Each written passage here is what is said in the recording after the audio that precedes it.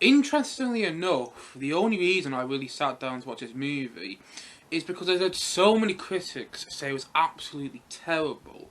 But then there's one critic that I listen to quite a lot, and I won't name who it is, but there's one critic who I listen to quite a lot who said it's actually a pretty good film.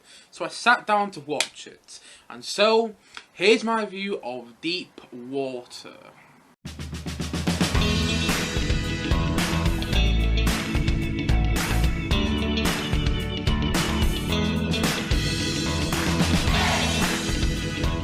Deep Water. Now, Deep Water stars by Adrian, Lynne, and stars Ben Affleck and Armas. So basically, the film follows the story of Ben Affleck and Armas, characters who are married in the movie, but at the same time, though, they are also in a toxic relationship with one another. And basically, Armas' character, who's married to Ben Affleck's character, keeps having affairs with all the men she has a personal connection with. And then basically, the mystery in the movie is whether Ben Affleck's character is killing all the male characters that Armas keeps having affairs with. And that's basically the plot of the movie, and as the movie progresses, the mystery unravels whether Ben Affleck's character is really killing all the people that Armas' character has an affair with. That's basically the plot of the movie, at least that's what I got from the movie.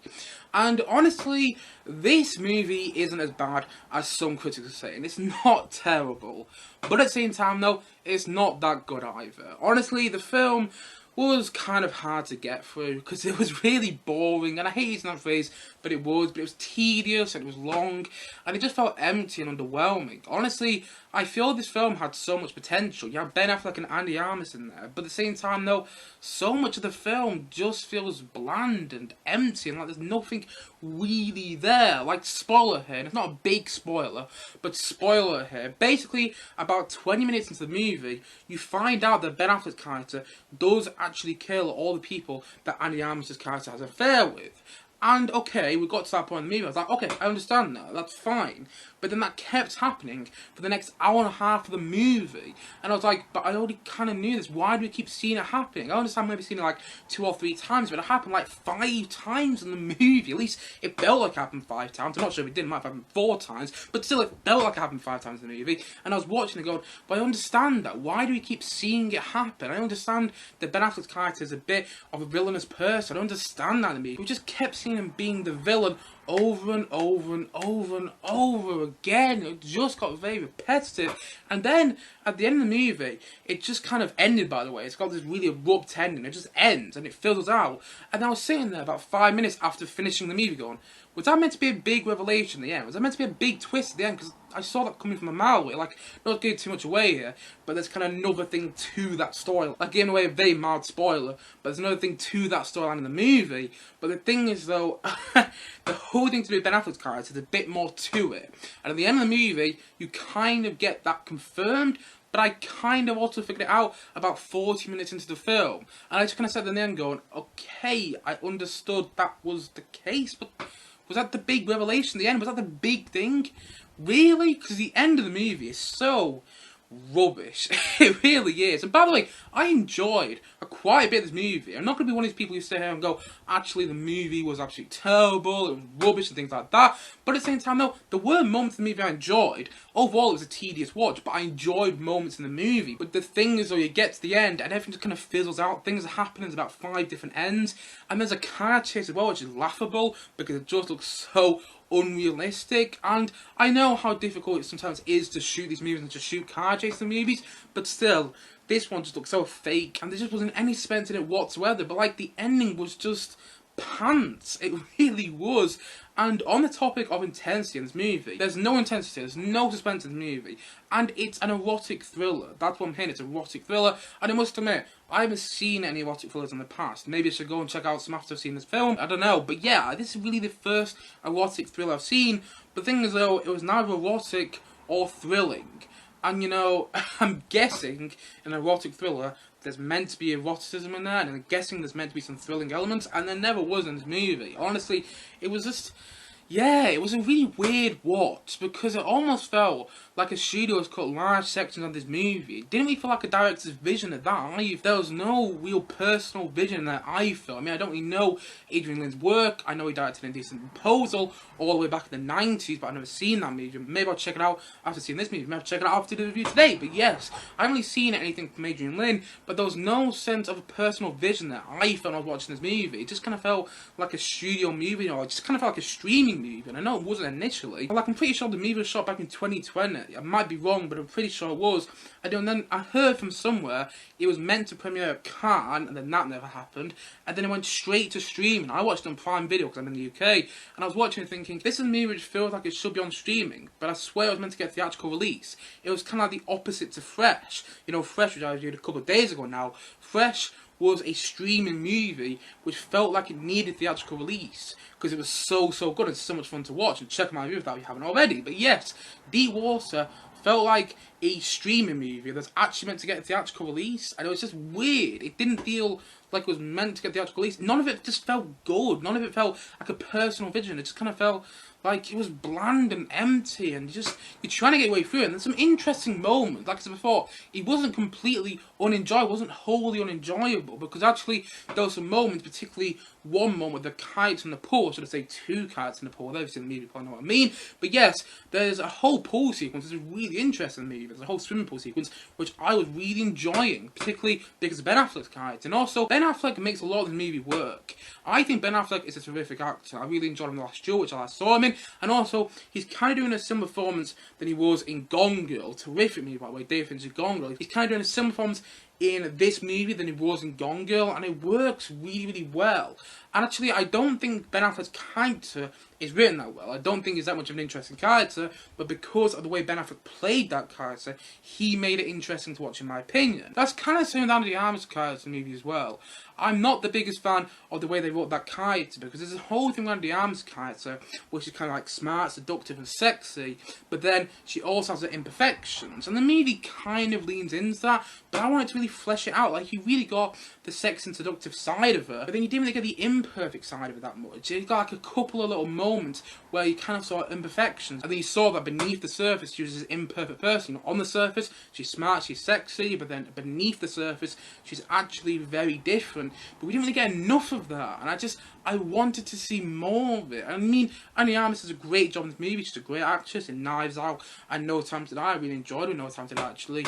But then here, she's really good in the movie. Nothing against the performance. I think she does a great job what she's given, but the character is just, I don't know, it just feels like it needs more fleshing out. Maybe the movie should have spent more time fleshing that character out than watching her have about 10 affairs. That's what it kind of felt like when I watched the movie, that she's having an affair after affair after affair. I just wanted to know more about the character instead of the fact that she has a lot of affairs. I understand that might be the point in the movie, but I still don't think it worked that well. And then there's all the side characters, the stock characters, the friends of the movie who hang out with Ben Affleck and Andy Armas' characters. And basically, all the friends of the movie are horny. All they ever talk about is sex and who's killing who. That's literally all they talk about. Honestly, it's like some out of a soap opera. It's like some out of Love Island. I'm not even joking. It's like all the side characters in the movie just talk about sex and who's killing one another. I understand, again, it's an erotic thriller, but none of it makes it feel erotic or thrilling, and it just makes the side characters feel very boring very quickly. Honestly, I'm not, again, saying the actor's performance is bad in any way, but the side characters are just a bit useless, to be honest. And honestly, I can't remember really anything about them other than the fact that one of the characters, you know, suspects Ben Affleck's character of doing some bad thing. You kind of see one of these characters start to suspect that Ben Affleck's character is a bit of a murderer, a bit of a villainous guy. But then, apart from that, all the other side characters, and it's about, 10 of them, don't really care about the fact that all of Andy Armas' character's lovers are dying, and Ben Affleck's character just seems to be that mysterious person lurking in the shadow. None of the other characters care about that, apart from one character who I wasn't really fond of when I was watching the movie. It's really weird.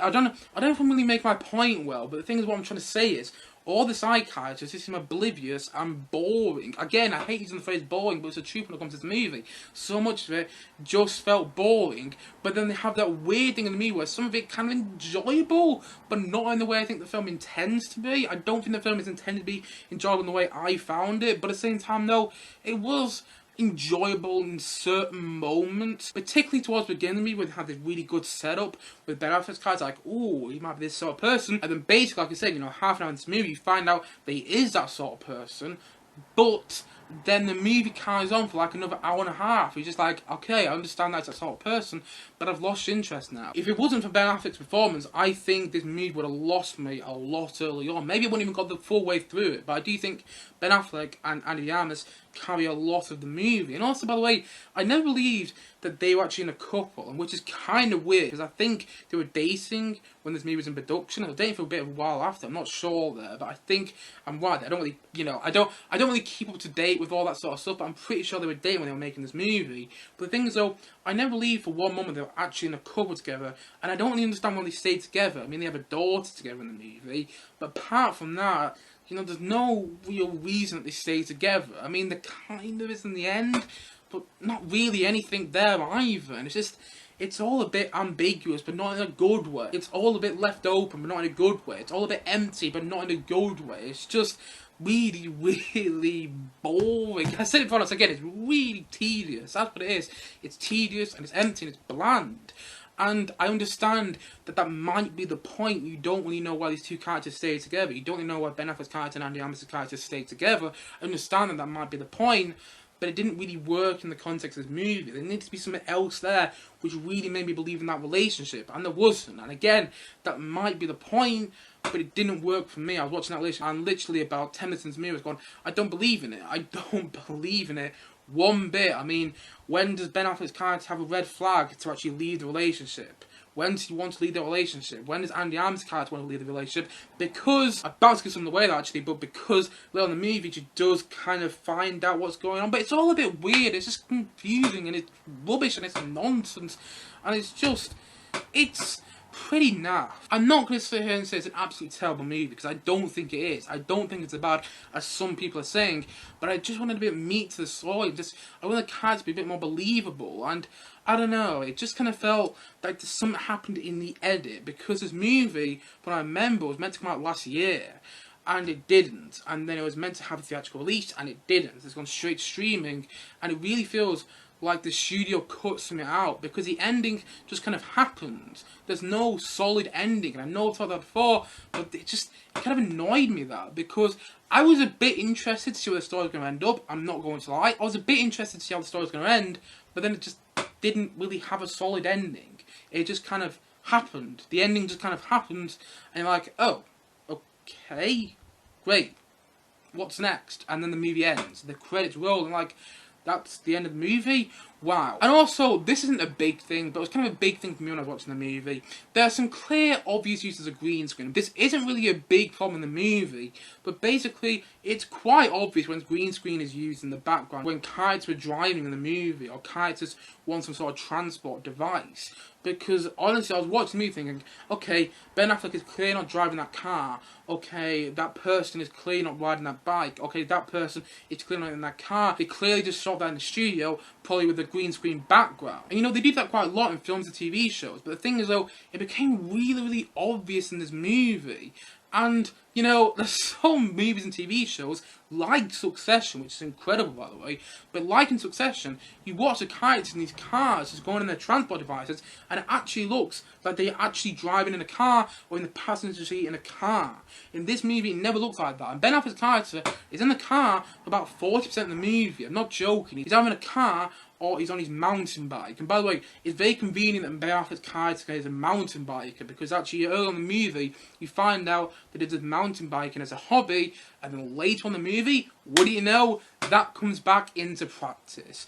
Yeah, this movie it just felt bland and empty in the end, and there's nothing erotic about it, there's nothing thrilling about it. It was meant to be an erotic thriller, and there's nothing on either of those sides in my opinion. You know, saying that though, I still don't think it's as terrible as everyone said, but at the same time though, it's empty, it's underwhelming, so much of the film is underwhelming, and I really don't think it sustains the interest for the runtime. Honestly, I think you could easily, and I mean easily, cut half an hour out of this movie. But nevertheless, so even if you did cut half an hour out of this movie, I don't think it would improve on much. It's not a good movie, but it's not a terrible one. It's empty, it's bland, it's underwhelming, and it just feels very inconsequential in the end. And there was so much potential there, but it's neither erotic or thrilling, and it is just kind of a hard watch, I've got to admit, because it was just so tedious, long, and I hate to say it, but it was boring. And I hate the other phrase, but it was the truth when it came to this movie. And so, all in all, I'm going to say that Deep Water, I'm going to say that it's a 3 out of 10. But you know, if I just give the film a high rating than I was intending to, I thought I was going to give the film like a 1.5 out of 10 or a 2 out of 10. But actually I gave it a 3 out of 10 because it wasn't completely unenjoyable to watch. I didn't have the worst time of my life watching this movie. There was a couple of interesting moments in there. Like I said, a whole swimming pool sequence. And there's a couple of interesting moments early on in the movie, like in the setup. I actually really liked the setup. I probably like the first, 20 minutes of the movie. But the thing is that when you find out the thing about Ben Affleck's character, when you find out what he's really doing, but then the movie carries on thinking that the audience haven't figured that thing out about Ben Affleck's character yet. But the thing is though, I'm not an intelligent person. I'm really not. But I figured that thing out about 20 minutes into the movie, and it's even told to us. And that is just so weird. The writing is just, it's so weird. It doesn't feel like it really knows what it wants to be. That's his other big issue. You find out the thing, there's another thing happens, there's another thing happens, and then that thing kind of carries on for about 20 minutes later on in the movie, and then a thing happens towards the end of the movie, and it just, I don't know, it feels just very empty in the end. And when I look back at it, I can't remember much about it. There is actually one scene which I did think was actually quite interesting writing, where basically Ben Affleck's character kind of runs into Andy Armas' character, who runs to his wife in a diner, I think it is, or in a cafe, and she's talking to someone, and that scene was actually kind of interesting. I think if you watch the movie, you understand what scene I'm talking about. Okay, I'll give the film that. That scene was kind of interesting. There's some other interesting moments in the movie. I'm not saying it's completely terrible, but it really doesn't need to be almost 2 hours. And it doesn't really sustain any suspense. There's no suspense in the movie. There's no intensity in this movie. And it is just really bland and quite a lackluster film. And it's empty, and it's neither erotic, it's neither thrilling, and when you get to this movie, when it's meant to be an erotic thriller, you're meant to sit there, you're meant to go, oh wow, this is erotic, and oh wow, this is thrilling. I'm guessing. I really watch much erotic thrillers. I mean, I haven't watched any erotic thrillers, but I'm guessing that's what you're meant to feel like when you're watching an erotic thriller, and I didn't feel like that when I was watching Deep Water. Like I said, by no means is it terrible, but I would definitely not recommend it. Instead, go watch Fresh. Fresh is a much better movie. It's on Disney Plus in the UK. And go and watch that instead. That, I had a far more enjoyable time. But, overall, like I said before, it's empty, it's bland, and it is just really underwhelming and really inconsequential. And, I said before, and I'm going to say it again, it's neither erotic or thrilling. And that's why it ultimately fails. And so, all in all, I'm going to say that Deep Water, I'm going to say that it's a 3 out of 10 from me.